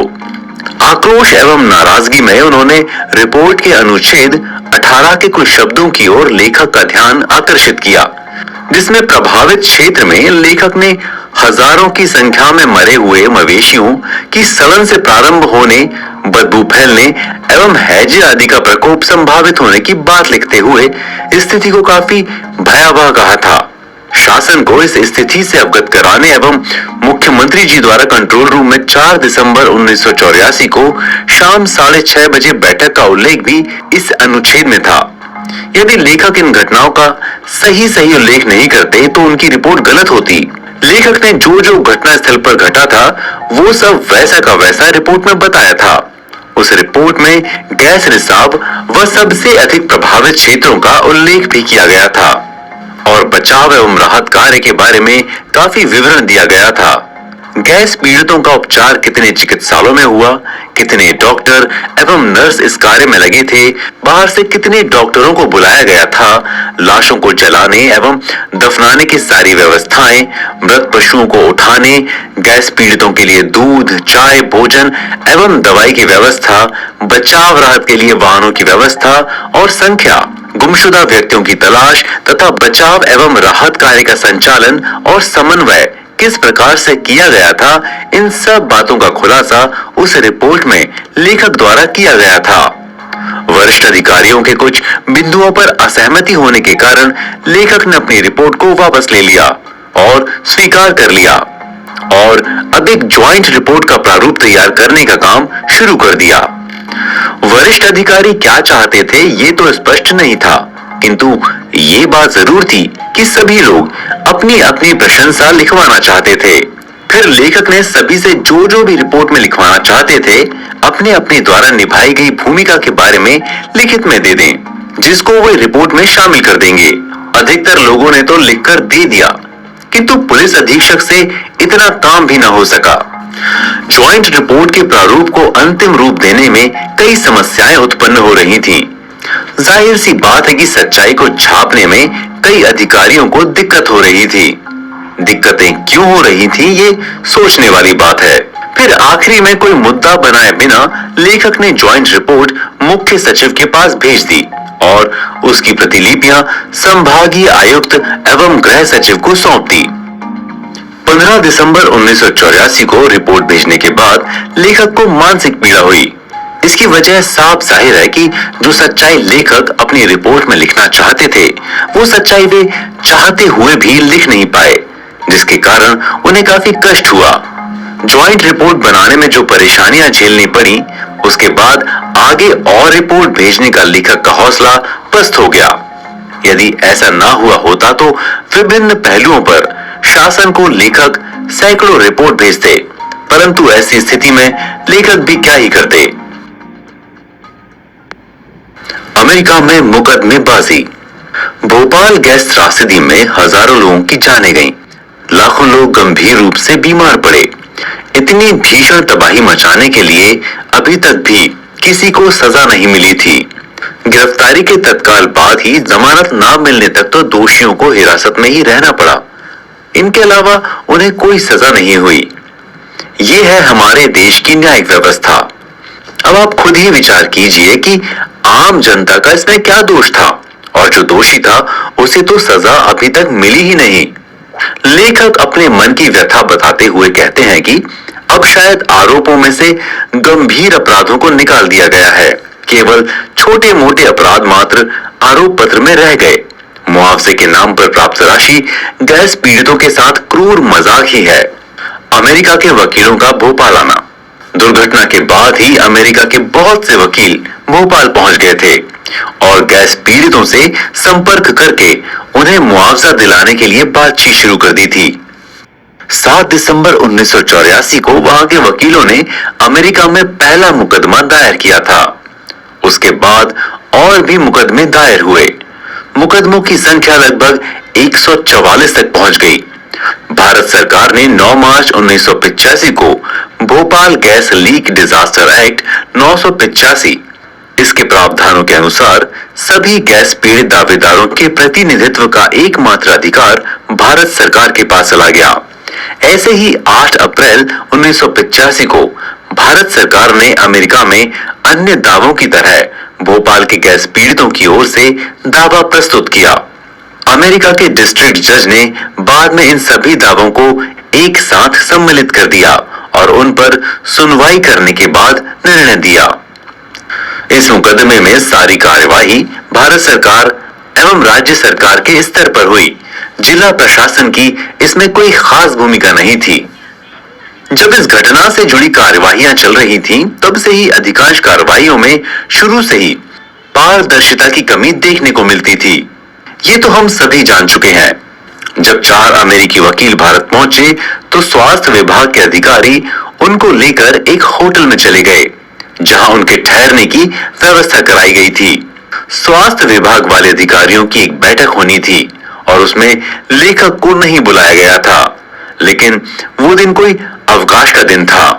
जब वे बैठक कक्ष में पहुंचे तो अन्य अधिकारियों के आग्रह पर लेखक भी शामिल हो गए। लेखक को कुछ संकोच भी हो रहा था, लेकिन उन्हें ये सब जानने की उत्सुकता जरूर थी। इसलिए बैठक कक्ष में गैस राहत आयुक्त की दाईं ओर पीछे की लाइन वाली एक सीट पर बैठ गए। चर्चाओं में दिक्कतें। चर्चाएं प्रारंभ हुई और गैस राहत आयुक्त ने चिकित्सा संबंधी समस्याओं का सामान्य विवरण दिया। फिर अमेरिकी वकीलों ने बहुत सारे आंकड़े पूछने शुरू कर दिए। तब इससे उससे पूछकर गैस राहत आयुक्त राउंड फिगर में कुछ आंकड़े बताते गए। गैस त्रासदी में हुई मौतों के संबंध में काफी विवरण अमेरिकी वकीलों ने मांगा। तब गैस राहत आयुक्त ने कुछ 12 आंकड़े बताए और बाद में लेखक की ओर इशारा कर दिया। क्योंकि लेखक को इस मीटिंग में बुलाया नहीं गया था, तो लेखक अपने साथ कुछ भी नहीं लाए थे, पर फिर भी उन्होंने अपनी याददाश्त के आधार पर काफी विवरण दे दिया। आगे कई और बैठकें हुई और इसमें विधि सचिव ने प्रश्न उठाया कि शासकीय सेवकों ने जो ज्यादा काम किया है उसका मुआवजा मिलना चाहिए। अमेरिकी वकील काफी सवाल करते थे और काफी नोट्स भी लिख रहे थे। इसी बीच में राहत आयुक्त ने एक उदाहरण दिया कि यदि ये गैस त्रासदी नहीं हुई होती तो स्वास्थ्य विभाग अपना रोज का कार्य करता, जैसे परिवार नियोजन के कार्यक्रम चलते हैं। किंतु ऐसा ना होने से जो ज्यादा बच्चे पैदा हुए उसका भार समाज पर आया और उसके लिए मुआवजा मिलना चाहिए। वकीलों ने इस पर कहा कि यह काल्पनिक है और इस तरह के मुआवजे का कोई औचित्य नहीं है। इसी बीच मेडिकल कॉलेज की टीम ने भी कहा कि 2 माह तक मेडिकल कॉलेज के छात्रों की पढ़ाई का नुकसान हुआ है और जिससे उनका करियर पीछे हो गया, अतः उनको भी मुआवजा मिलना चाहिए। इसको भी वकीलों ने नहीं माना और कहा कि नॉर्मल बिजनेस में गतिरोध हो जाने पर मुआवजे का प्रकरण बनता है। ऐसे ही किसी भी बिना मतलब की चीजों पर मुआवजे की मांग करना सही नहीं है। विषय को और स्पष्ट करते हुए वकीलों ने कहा कि उत्पादन में हानि, होटल इत्यादि पर प्रतिकूल प्रभाव, दुकानदारों के बिजनेस पर प्रभाव, सिनेमा घर वगैरह जैसी चीजों पर मुआवजे के आधार बनते हैं। तब लेखक ने अमेरिकी वकीलों का ध्यान राहत कार्य में लगी हुई गाड़ियां, बाहर से मंगवाया गया सामान, गाड़ियों के पेट्रोल डीजल के आदि और काफी खर्चे की ओर आकर्षित किया। तब अमेरिकी वकीलों ने कहा कि ये मुआवजे का आधार बनता है। ये बैठक बड़ी हास्यास्पद रही। कई घंटों की चर्चाओं में किसी ने भी भोपाल गैस त्रासदी का समग्र चित्रण प्रस्तुत नहीं किया। मौके पर जिसके मन में जो आया उसने कह दिया। लाखों गैस पीड़ितों के व्यापक हितों की ओर इन दिग्गजों का ध्यान ही नहीं गया। पता ही नहीं चला कि ये लापरवाही थी या गोपनीयता थी, लेकिन अमेरिका के इन वकीलों ने इन अधिकारियों के बारे में क्या क्या धारणा बनाई होगी, इसका अनुमान लगाना कोई मुश्किल काम नहीं था। फिर अमेरिकी वकीलों ने यूनियन कार्बाइड फैक्ट्री देखने का निर्णय किया। वहां पर उन्होंने काफी बारीकी से अध्ययन किया और कई फोटोग्राफ भी लिए। अमेरिकी वकील अपना कार्य काफी अच्छे से कर रहे थे और करते भी क्यों ना, आखिरकार सरकार ने उन्हें अच्छी रकम देकर बुलवाया था। जहरीली गैस से मृत एवं घायल लोगों की सूची सहित पूरी जानकारी राहत आयुक्त समय पर प्रस्तुत नहीं कर पाए और उनको हक दिलाने के लिए गैस से हुए विनाश का विश्वसनीय विवरण प्रस्तुत नहीं किया गया। चाहे अमेरिकी न्यायालय हो या हमारा उच्चतम न्यायालय, न्याय की आशा करना व्यर्थ था और अमेरिका में बार बार यात्रा तथा यहाँ वहां चर्चाएं धन की बर्बादी थी। कुछ समाचार पत्रों में प्रकाशित भी हुआ था कि अमेरिका में बिना तैयारी के मुकदमा दायर किया गया है और साक्ष्य के पर्याप्त दस्तावेज नहीं लगाए गए थे। ये साफ साफ पता चलता है कि ऐसी स्थिति में कुछ लोग सिर्फ अपने फायदे की सोच रहे थे, उनको आम जनता से कोई लेना देना नहीं था। कुछ दिनों बाद न्यूयॉर्क के डिस्ट्रिक्ट जज मिस्टर कीनन ने गैस पीड़ितों का पक्ष जानने के लिए कुछ गैस पीड़ितों को गवाह के रूप में वहां बुलाया था। राहत आयुक्त सभी कार्य बड़ी गोपनीयता के साथ कर रहे थे। चुपचाप तरीके से चर्चाएं होती थीं और समाचार पत्रों में कई उल्टी सीधी खबरें छप रही थीं। लेखक की बातों को जानबूझकर नजरअंदाज किया जा रहा था।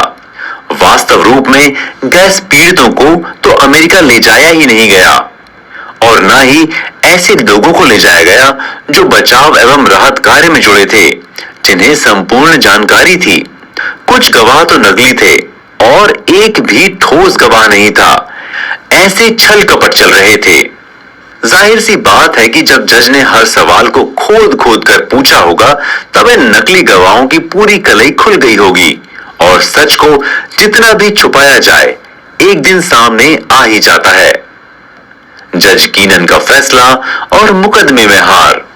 12 मई 1986 को जज कीनन ने अपना फैसला दे दिया था और इस निर्णय को देखने से ऐसा लगता था कि भारत सरकारों ने यूनियन कार्बाइड के दावों का मुकाबला किए बिना ही उसे विजय दे दी। यूनियन कार्बाइड की ओर से जो तर्क दिए गए थे, उसकी विवेचना बड़े विस्तार से न्यायाधीश ने की थी। यूनियन कार्बाइड द्वारा प्रस्तुत साक्ष्य और तर्क की जो विवेचना विस्तार से की गई है, उन तर्कों के खंडन के रूप में गैस पीड़ितों के पक्ष का उल्लेख लगभग नदारद ही है। यूनियन कार्बाइड की ओर से जिस साक्ष्य का उल्लेख न्यायाधीश ने किया है, वो है वॉरेन बूमर का हलफनामा। ये वही वॉरेन बूमर है जिन्हें उनके साथियों सहित विज्ञान एवं प्रौद्योगिकी सचिव ने यूनियन कार्बाइड के कारखाने में प्रवेश दिलाया था। राज्य सरकार के श्रम विभाग को पता ही होगा कि शायद उन्हीं के कार्यकाल में 24 दिसंबर 1981 को भी यूनियन कार्बाइड के कारखाने में फॉस्जीन गैस रिसी थी, जिसके फलस्वरूप एक श्रमिक की मौत हो गई थी।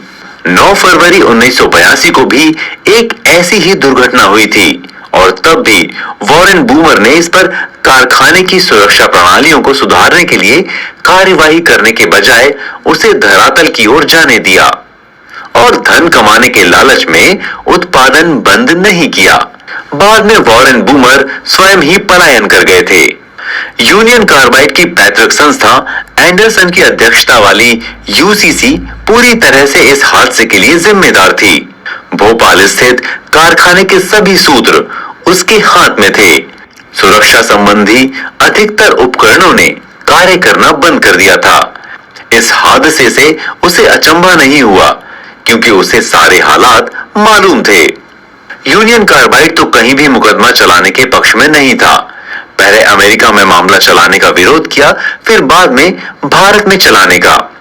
उसके अपने हथकंडे थे, जिनका उपयोग वो कर रहे थे। तरह तरह के आरोप लगाए जा रहे थे। जो भी हो, लेखक का मानना है कि वे पैरवी के अभाव में अमेरिका में ये मुकदमा हारे। राशन एवं दूध का निःशुल्क वितरण। ऑपरेशन फेद के समय भोपाल में जो भी कैंप लगे थे, उनमें से काफी लोगों ने ये कार्य करना शुरू होने के दूसरे दिन ही वापस अपने अपने घरों में जाना शुरू कर दिया था। कई लोग तरह तरह की बातें करने में लगे थे। कुछ लोग कह रहे थे कि उनका धंधा चौपट हो गया है, कुछ कह रहे थे कि वापस घर जाकर क्या खाएंगे। ऐसी स्थिति पैदा हो रही थी। सभी समस्याओं को देखते हुए राहत कार्य से जुड़े सचिवालय ने 1 सप्ताह के लिए निःशुल्क राशन वितरण करने का निर्णय लिया, जिसकी कुछ शर्तें भी थीं। राशन कार्ड बनवाना और राशन का उचित रूप से वितरण। 21 दिसंबर 1984 को वितरण कार्य प्रारंभ होना था। इसकी प्रतिलिपियां कई सचिवों और अधिकारियों के पास भेज दी गई थीं। इस कार्य में कई लोग शामिल थे।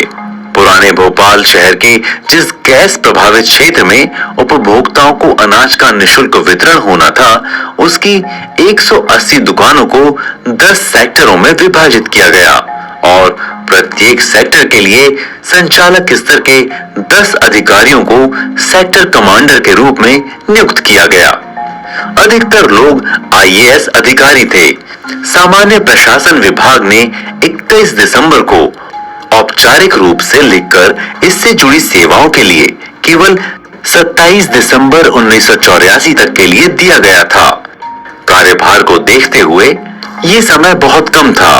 बाद में आदेश द्वारा सेवाएं 30 दिसंबर 1974 तक के लिए बढ़ा दी गईं। पीड़ितों के लिए राशन कार्ड बनवाने की सेवा प्रदान की गई। अस्थायी राशन कार्ड बनाने के लिए जो आवेदन पत्र प्राप्त हुए थे, उसमें ध्यान देने योग्य महत्वपूर्ण बातों के लिए खाद्य सचिव द्वारा विस्तृत निर्देश जारी किए गए थे, जैसे कि प्राप्तांक आवेदन पत्रों को सेक्टर कमांडर मोहल्ले वालों को छंटवाकर एक मोहल्ले के आवेदन पत्र ही आवश्यकता अनुसार अधिकारियों को जांच के लिए देंगे, और ऐसे ही कई और निर्देश जारी किए गए थे। 27 दिसंबर 1974 को दोपहर 3 से 6:30 बजे तक 500 शिक्षकों को राशन कार्ड बनवाने के कार्य का प्रशिक्षण दिया गया। इनको साफ साफ बता दिया गया था कि राशन कार्ड बनाने में क्या क्या सावधानी बरतनी है और मुफ्त राशन वितरण किस प्रकार किया जाना है। ये कार्य ठीक तरीके से चल रहा था, कह सकते हैं कि सुव्यवस्थित तरीके से हो रहा था। जिन जिन लोगों के पास राशन कार्ड नहीं थे, उनको राशन कार्ड प्राप्त कराए गए और लोगों को राशन बंटवाया गया। पहले सिर्फ गेहूं व 3 किलो चावल दिया जा रहा था, लेकिन बाद में आम जनता की मांग पर शक्कर और तेल भी प्रदान किया गया। समय भी बढ़ता गया और लंबे अरसे तक वितरण होता रहा। श्रीमती सरोज सिंह की अध्यक्षता वाली उपसमिति की अनुशंसा पर आयुक्त भोपाल संभाग में गैस त्रासदी के तत्काल बाद गर्भवती महिलाओं, स्तनपान कराने वाली महिलाओं तथा छोटे बच्चों के लिए मुफ्त दूध वितरण प्रारंभ कराया था। कई कलेक्टरों के प्रभार में ये कार्य हो रहा था।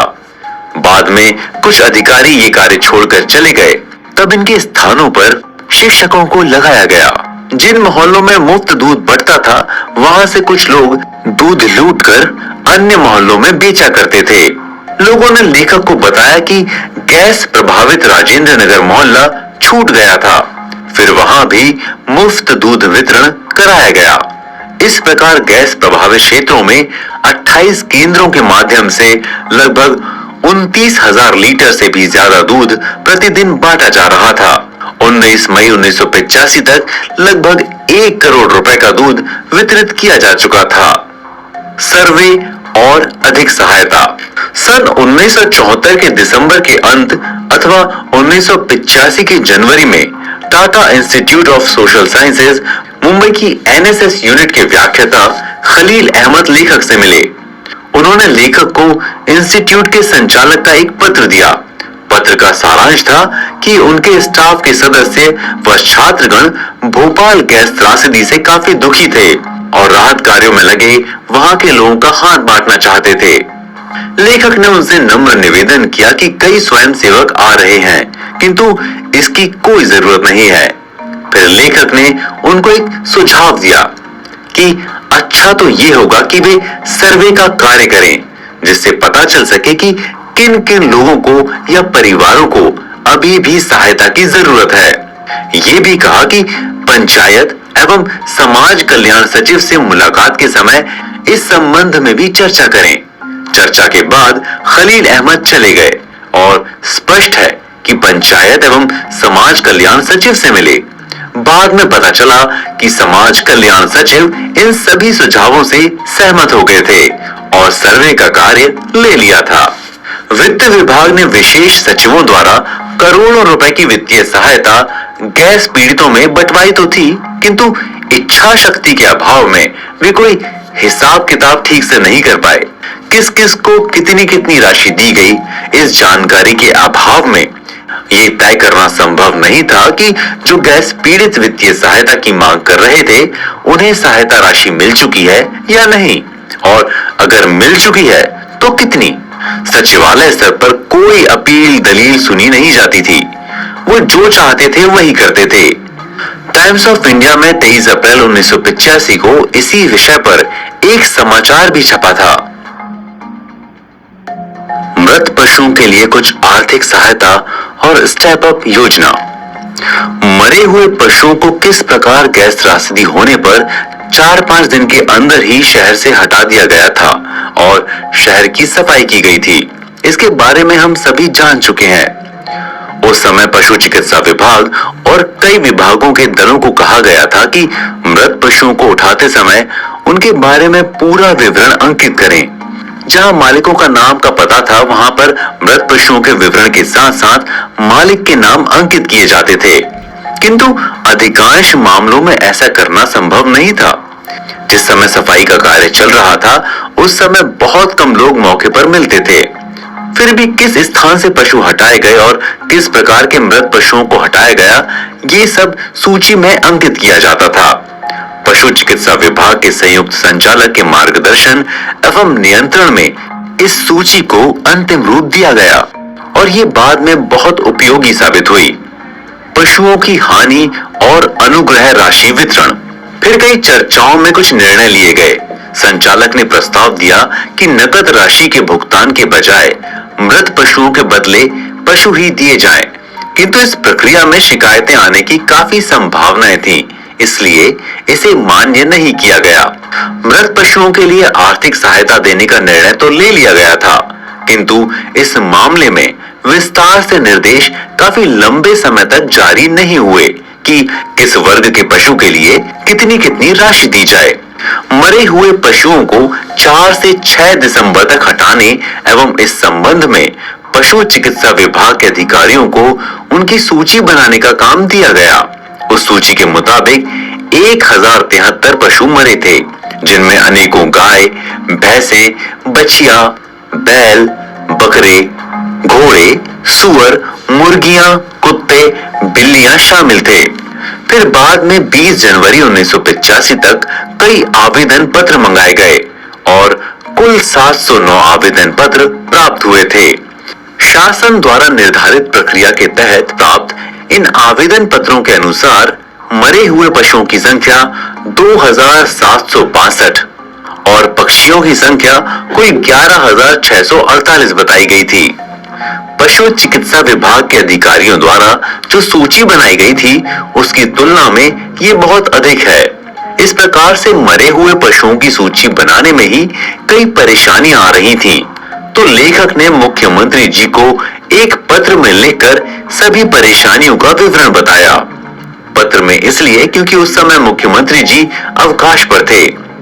फिर आखिर में किसी प्रकार से कोई न कोई रास्ता निकाला गया और जिन जिन लोगों के पशुओं की हानि हुई थी, उनको उपयुक्त अनुग्रह राशि दी गई। गैस प्रभावित क्षेत्र में स्टेप अप योजना। झुग्गियों में रहने वाले लोगों को सन 1984 में स्वामित्व के पट्टे देने के साथ साथ उनके कल्याण के लिए बहुत सी योजनाएं मुख्यमंत्री जी द्वारा चालू कराई गई थी। आर्थिक पुनर्वास के लिए स्टेप अप योजना चालू की जा रही थी।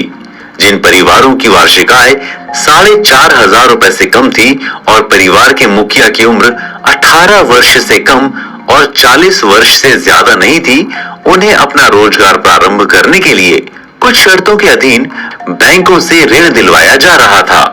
इस योजना के तहत सर्वे के कई दल बनाए गए, जो झुग्गी वासियों के घर घर जाकर एक निर्धारित प्रपत्र में सारी जानकारी एकत्रित करते थे और जिन लोगों की ऋण की पात्रता होती थी, उनसे बैंक के पास भेजने के लिए आवेदन पत्र भरवाकर प्रस्तुत करते थे। गैस त्रासदी का कहर उत्तरी भोपाल के गरीब बस्ती वाले लोगों पर अधिक पड़ा था। यूनियन कार्बाइड कारखाने के पास जेपी नगर, छोला रोड इत्यादि में झुग्गी बस्तियां ही थीं। यहाँ सबसे अधिक लोग प्रभावित हुए थे। सचिवालय के वरिष्ठ अधिकारियों के दल गैस पीड़ितों में हालांकि काफी राशि वितरित कर रहे थे, लेकिन सहायता ना पाने वाले गरीब लोग काफी बड़ी संख्या में आकर रोजाना लेखक को अपनी परेशानियां बताते रहते थे। इसलिए लेखक ने स्टेप अप के सर्वे के सभी दलों को उत्तरी भोपाल के जेपी नगर, छोला रोड इत्यादि झुग्गी बस्तियों में लगा दिया और वहां सर्वे कराकर स्टेप अप योजना के अंतर्गत पीड़ित लोगों को स्वरोजगार के लिए ऋण दिलवाने का कार्य प्रारंभ कराया। समय समय पर राज्य स्तरीय राहत समिति की बैठकें मुख्यमंत्री जी की अध्यक्षता में सचिवालय में हुआ करती थीं, परंतु उनमें लेखक को नहीं बुलाया जाता था। लेखक को इस बारे में बहुत बाद में पता चलता था। फिर अचानक एक दिन लेखक के पास एक टेलीफोन आया, जिसमें लेखक को एक बैठक के लिए आमंत्रित किया गया। ये सामान्य बात तो नहीं थी, तो लेखक ने बैठक के लिए निर्धारित समय से काफी पहले ही अपने आवश्यक कागजात लेकर सचिवालय पहुंच गए। जब लेखक वहां पहुंचे तो वहां पर उन्होंने कुछ जानकारी के लिए बात की और उन्हें इससे पता लगा कि सभी इस बात से परेशान थे कि समिति की बैठक में गरीब लोगों को राहत देने के बारे में फिर से चर्चा होगी और इस संबंध में कोई खास कार्य नहीं हुआ। तब पहली बार लेखक ने उन्हें बताया कि स्टेप अप योजना का चालू होना प्राथमिकता के आधार पर गैस प्रभावित क्षेत्रों में लेकर आ रहे हैं और उसके बारे में जो भी प्रगति हुई थी उसका विवरण लेखक उनको दे रहे थे और इससे उन्हें काफी राहत भी मिली। आशाएं अंत में निराशाएं। 15 मार्च 1985 तक हुए सर्वे के मुताबिक केवल 5,359 परिवार ऐसे थे जिनकी आय 4,500 रुपए वार्षिक से कम थी। इनमें से 1963 परिवार गैस प्रभावित क्षेत्र के थे, जिनमें से 1558 परिवार ने ऋण हेतु आवेदन पत्र के लिए फॉर्म लिए थे और इसमें से 1135 प्रकरण ऋण स्वीकृति के लिए विभिन्न व्यावसायिक बैंकों के पास भेजे गए थे और अन्य बातों पर कार्यवाही प्रगति पर थी। स्टेप अप योजना के लिए 14 दल 28 गैस प्रभावित वाले क्षेत्रों में सर्वेक्षण के लिए लगाए गए थे और 20 मई तक लगभग 5200 परिवारों का सर्वेक्षण हो चुका था। उनमें से 28 को आवेदन पत्र के फॉर्म दिए जा चुके थे। योजना अच्छी खासी चल रही थी। सभी पीड़ित व्यक्तियों को इससे लाभ पहुंचाया जा रहा था, परंतु इसमें भी अनावश्यक व्यवधान पड़ गया था। 100 रुपए प्रति फॉर्म लेने की शिकायतें मिल रही थीं और उनकी जांच कराना और रुपए लेने वालों की शिकायत करके उन्हें कठोर से कठोर दंड देना मुश्किल कार्य नहीं था। उससे समस्या का निराकरण हो जाता, लेकिन ऐसा न करके जो हल निकाला गया वो समस्या से ज्यादा तकलीफदेह साबित हुआ और जिससे लोगों में अनावश्यक व्यापक पैमाने पर निराशाएं और उनकी पूर्ति न होने से और असंतोष ने जन्म ले लिया और बाद में रोष में परिवर्तित हो गया। आपदा आए तो क्या प्रबंध होने चाहिए? जब कोई बड़ी आपदा आती है तो सभी लोग भविष्य में होने वाली आपदाओं के प्रबंधन की बढ़ चढ़कर बातें करते हैं। गैस त्रासदी के बाद भोपाल में भी आपदा प्रबंधन संस्थान की स्थापना हुई थी, जो अंत में गुमनामी में खो गया। अंत में सब ऐसे ही गुमनामी में खो जाते हैं। 26 जनवरी 2001 में गुजरात में भूकंप आया और कहर ढा गया। आधुनिक सुविधाओं के बावजूद भारी संख्या में लोग मारे गए। यदि बचाव कार्य भूकंप आने के तत्काल बाद सभी नगरों एवं गांवों में शुरू करके युद्ध स्तर पर संपन्न किया जाता तो हजारों लोगों को मौत के मुंह से बचाया जा सकता था। व्यापक पैमाने पर बचाव एवं राहत व पुनर्वास कार्य कराने की परिस्थितियां अनेक कारणों से उत्पन्न हो सकती हैं, जैसे बाढ़ और भूकंप, औद्योगिक एवं अन्य बड़ी दुर्घटनाएं, अकाल, युद्ध के समय बमबारी, व्यापक पैमाने पर दंगे आदि। प्रत्येक त्रासदी में बर्बादी का स्वरूप व आकार अलग प्रकार का होता है और उसी के अनुसार बचाव, राहत, पुनर्वास इत्यादि की जरूरत भी विशेष प्रकार की होती है। त्रासदी के जो भी कारण हो, बचाव और राहत मुख्य मुद्दे काफी हद तक एक जैसे ही होते हैं और थोड़ा बहुत अंतर फोकस और कार्य करने के तरीकों में होता है। निर्णय लेने की क्षमता के साथ साथ ही सही प्राथमिकताएं तय करना और समय बिना गवाए योजनाओं को सही ढंग से करवाना ज्यादा आवश्यक होता है। सामान्य तौर पर जिन साधनों को जुटाना पड़ता है उनमें से कुछ इस प्रकार हैं: चिकित्सा, परिवहन व्यवस्था, भोजन, चाय, दूध, ब्रेड व फल, विशेषज्ञ सहायता, प्राप्त होने वाली राहत सामग्री का सुरक्षित स्टोरेज, निष्पक्षता एवं पारदर्शिता के साथ जरूरतमंद लोगों में वितरण, मजिस्ट्रेट, सेना व पुलिस अधिकारियों के पूरे पते व फोन नंबर, महत्वपूर्ण व अच्छी छवि वाली स्वयंसेवी संस्थाएं। ये ज्यादा अच्छा होगा कि सभी योजनाओं को एक तरीके से बनाया जाए और उसे गोपनीय न रखकर आम जनता में प्रचारित किया जाए और जहां जहां आवश्यक हो लोगों को ट्रेनिंग भी दी जाए, जिससे कि भिन्न भिन्न परिस्थितियों में बचाव करने का प्रशिक्षण मिल सके और इन गतिविधियों से समाज में एक नया और अच्छा माहौल बन सके। बहुत से बेरोजगार लोग जो रोमांच के लिए गलत कार्यों की ओर जाते हैं, वे सब उन गलत कार्यों की ओर न जाएं और सही कार्य में घुल मिल जाएं। अद्वितीय घटनाओं से परिपूर्ण वर्ष 1984